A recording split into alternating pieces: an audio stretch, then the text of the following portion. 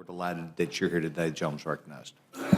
Well, thank you, Mr. Chairman, and also thank you to the ranking member Slaughter and all the committee members for allowing me to speak today on HR 766 and HR 1675.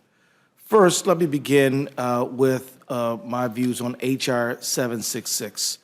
The Financial Institution and Customer Protection Act.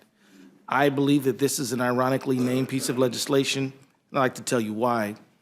As you know, after the financial crisis of 2008 left millions of hardworking people unemployed and homeless and destroyed trillions of dollars in their savings, federal prosecutors relied primarily on one tool to investigate and prosecute fraudulent financial activities at the largest banks, and that is the Financial Institutions Reform and Recovery Act, FIREA.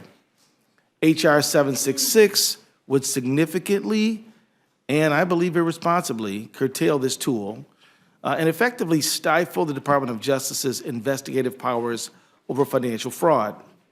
FIREA was passed as a response to the savings and loan scandal, a previous financial crisis brought on by criminal actions of insiders in the banking industry.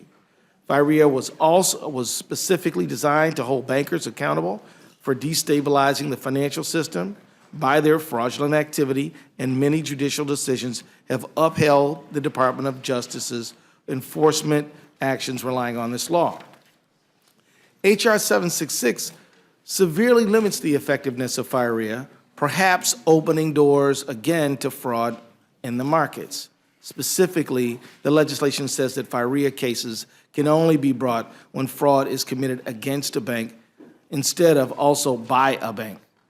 HR 766 likewise limits the law enforcement subpoena power, making it much more difficult for the Department of Justice to investigate potential crimes.